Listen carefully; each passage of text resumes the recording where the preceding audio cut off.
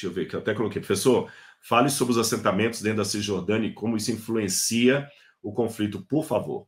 Iago, realmente esse é um assunto delicado, porque houve realmente, eu não vou aqui de maneira nenhuma cometer antissemitismo, mas também não vou defender o indefensável. Esse é um assunto muito delicado, Iago, eu agradeço a pergunta, porque realmente nós temos algum problema em Israel com alguns judeus fanáticos, alguns israelenses fanáticos, ultra-ortodoxos, que estão realmente se assentando em áreas de palestinos, áreas que, de acordo com o que havia sido tratado nos vários encontros da antiga Liga das Nações Unidas, depois a ONU, depois também em acordos que foram feitos desde a época de outros primeiros ministros, eles estão ocupando essas áreas e estão se assentando ali. E o mapa do território que deveria ser dado aos palestinos está realmente sendo diminuído. Isso tem trazido um grande problema, e alguns deles terrorizam famílias de palestinos, sim. Agora, atenção, preste atenção no que eu vou dizer aqui. Em que pese a realidade do que eu acabei de admitir aqui, nada, repito e coloco com, assim, destaque, nada, absolutamente nada justifica o ataque que o Hamas fez a Israel. Nada, nada. A presença desses fanáticos no meio de Israel não justifica o outro lado. Em maneira nenhuma. Eu estou dizendo isso porque há muitas pessoas que estão querendo usar uma coisa para justificar outra. E não faz sentido um negócio desse. Tá certo? Ah, mas a Palestina está apenas se defendendo. Não existe, não há escusa para o que foi feito. O que foi feito foi um ataque terrorista. Tá certo? Então, repito, existem fanáticos no meio de Israel? Existem. Quem matou Yitzhak Rabin, que era o primeiro-ministro que queria fazer a paz com Israel, lá com Yasser Arafat, quem matou Yitzhak Rabin foi um fanático israelense. Mas isso não justifica, em maneira alguma, o que foi feito. Respondido aí, Iago? Muito bem, vamos continuar aqui, então, as nossas perguntas. Agora eu vou pegar algumas das pessoas que já foram selecionadas aqui. Deixa eu abrir de novo. Vamos lá. A primeira pergunta. Por que essa guerra está acontecendo? Muito bem, aí eu tenho que contar uma história. Quem fez essa pergunta aqui foi... aqui só está como o nome lá do Instagram. Mimi Medeiros. Por que essa guerra está acontecendo? Para explicar isso, eu tenho que voltar ao ano 132 de nossa era. Nessa época, o imperador de Roma era Adriano, e quem dominava toda essa área da terra de Israel hoje era o Império Romano. E havia um líder revolucionário judeu chamado Bar Kokhba, que tentou uma revolução contra Roma. A sua revolução isso foi de 132 a 135 de nossa era. Essa revolução foi sufocada pelos exércitos do imperador Adriano, e ele, para vingar ou para punir os judeus por causa da insurreição, ele mandou expropriar a terra dos judeus de vez. Embora sempre houve judeus morando na terra de Israel, eles nunca saíram de lá de tudo, mas uma boa parte foi mandada para o exílio, para fora, e ele chamou para morar ali alguns povos descendentes dos antigos cananeus, e ele rebatizou a terra com o nome de Síria Palestina, em latim. E esse nome Palestina que Adriano colocou foi de propósito, porque Palestina em latim era uma forma latinizada do nome Pelechet em hebraico. Pelechet em hebraico significa filisteu.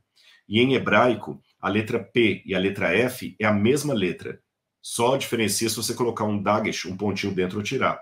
De modo que Palestina ou Filistina significava terra dos filisteus.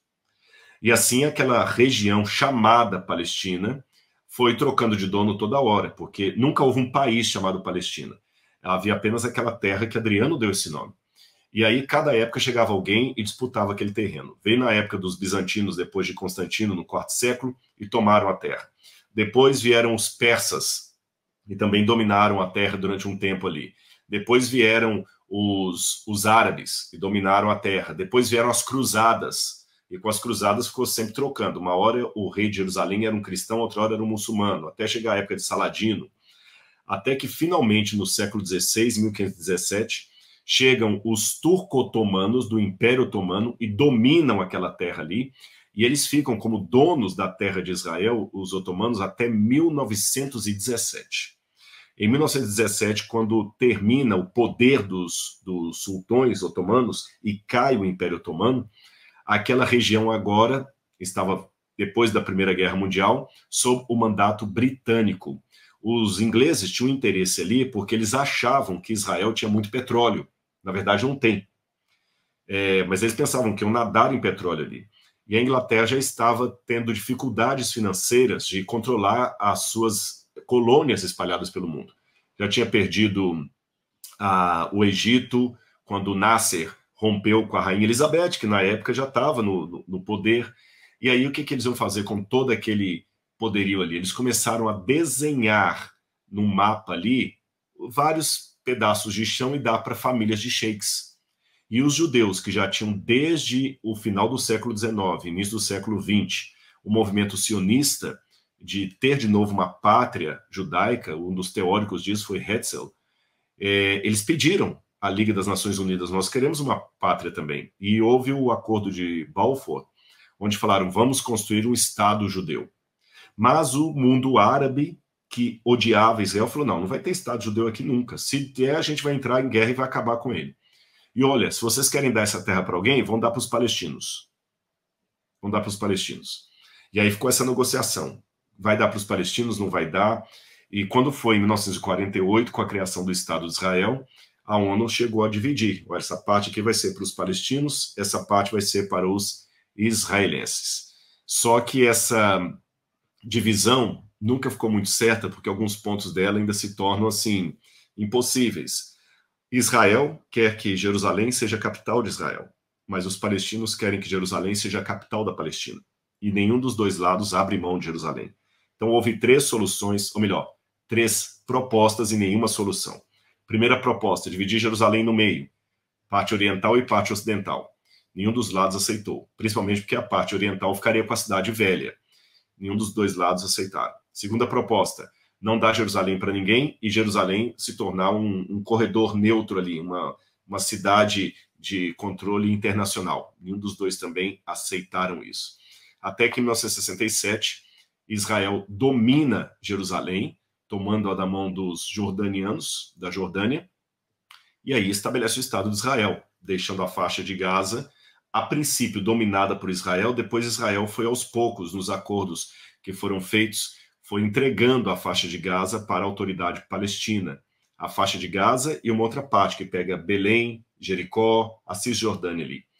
Só que, quando foi em 1987, o Hamas assume o poder ali na parte de Gaza, eles dão um golpe, eles brigam com o Fatah, assumem o poder e eles declaram nitidamente que querem varrer Israel do mapa. A proposta do Hamas é destruir Israel.